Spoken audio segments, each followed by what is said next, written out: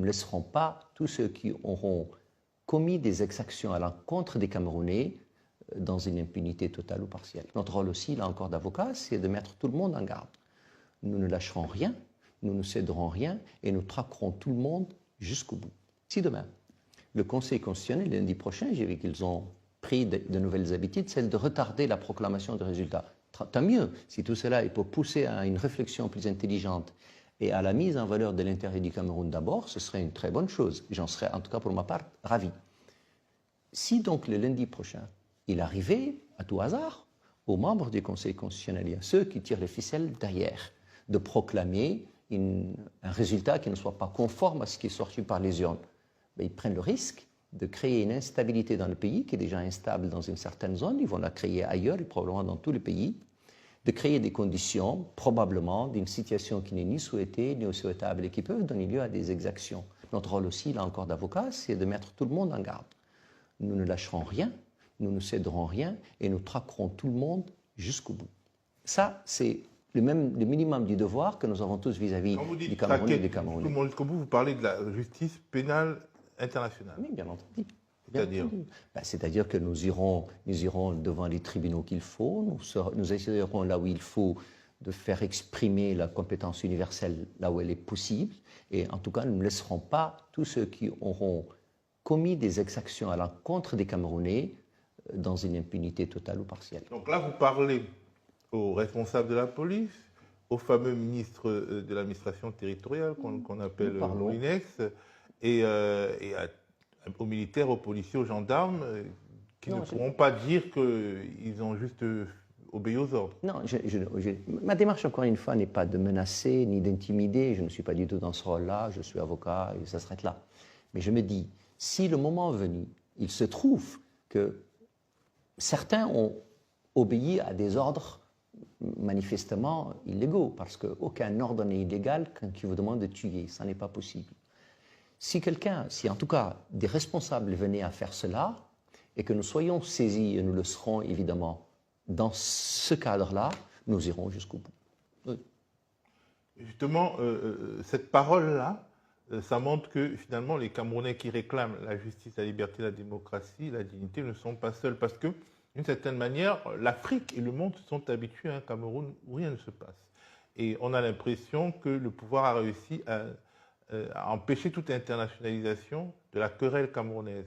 Et cette fois-ci, le message de ce collectif d'avocats, c'est de dire que en Afrique, dans le monde, il y a des personnes qui se tiennent aux côtés de ce Cameroun qui est dans la rue aujourd'hui. Bien sûr, notre collectif a la particularité, c'est qu'il est composé d'avocats camerounais, bien entendu, mais aussi d'avocats africains.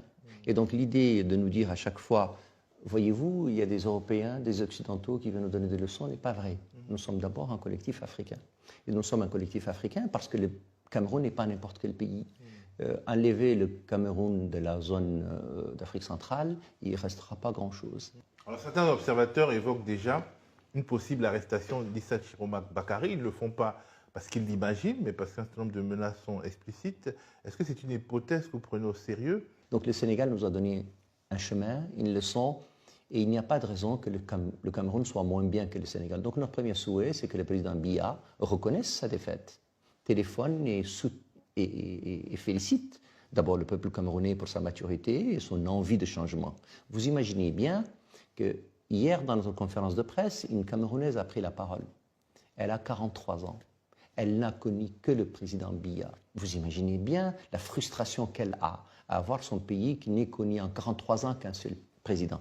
Et donc, si ce président, donc le président Biya et son entourage, pouvaient pour une fois accepter que les Camerounais ont fait un choix, qu'ils ont décidé de faire autre chose et de le proclamer, de le reconnaître et de féliciter le président Chiroma pour son élection. Cela dit, pour répondre à votre question, malheureusement, la bêtise humaine est la chose la mieux partagée parfois. Et donc, on n'est naturellement pas à l'abri d'une bêtise, d'une folie, qui va mettre le Cameroun dans une situation d'incertitude totale.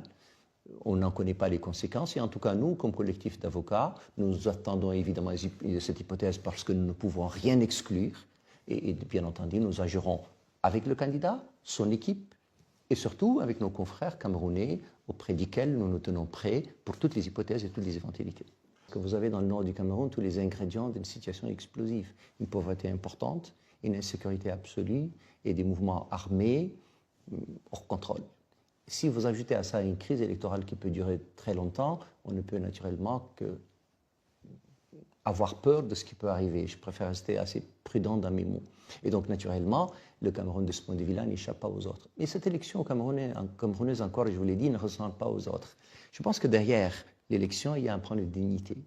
Et donc, les Camerounais, dont la dignité a été mise à épreuve pendant très longtemps et qui ne l'ont jamais lâchée, se disent encore une fois, nous voulons la dignité d'avoir un président qui soit capable de nous gouverner. Nous voulons la dignité de ne pas avoir une équipe derrière qui tire les ficelles. Nous voulons avoir la dignité d'être gouvernés à peu près normalement comme tout le monde et que nous ayons le choix nous-mêmes de nos dirigeants. Vous savez, l'expression démocratique chez nous est sans doute une très bonne chose. Mais au-delà de l'expression démocratique, nous avons l'expression de la dignité de ce que nous sommes et que les Camerounais restent debout. Et je pense qu'au-delà du Cameroun, dans toute la région sahélienne à laquelle vous faites allusion, ce point de la dignité reste constant, important, et tous les peuples d'Afrique l'ont. Regardez nos dirigeants, regardez nos leaders.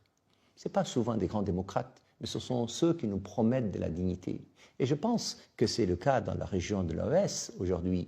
Moi, j'ai tellement de choses à reprocher à la région AES, mais je pense que c'est une expérience qui est intéressante de ce point de vue-là, du point de vue de la dignité, parce que tous les dirigeants de l'AES posent d'abord la dignité comme étant le point. Je pense, moi, que c'est probablement une impasse dans ce qu'elle se fait. Mais en tout cas, sur ce point-là, on a le droit de la regarder et de ne pas la mépriser. En tout cas, pour ma part, je ne la méprise pas. Et donc, si nos intellectuels, nos dirigeants, nos hommes politiques, femmes politiques, comprennent que nous avons d'abord une grande soif de dignité, je pense qu'on y gagnerait beaucoup. Je pense que l'élection de 2018 était une élection intéressante et que le Maurice Kamto n'a pas, de ce point de vue-là, pas démérité. Mais je pense que cette fois-ci, on a quelque chose de singulier, je le disais au début de notre propos. Je pense qu'elle arrive 7 ans après et qu'un être humain, c'est fragile et que le président Biya a un âge qui est aujourd'hui le sien et qu'il n'est plus capable du même discernement. Et donc cela compte. La deuxième chose, c'est que les Camerounais, 43 ans, c'est énorme. Et 43 ans à diriger le même pays dans les conditions que tout le monde connaît ici encore, il avait rendu un havre de bonheur et de prospérité retrouvée, on n'aurait rien dit, ça n'est même pas le cas.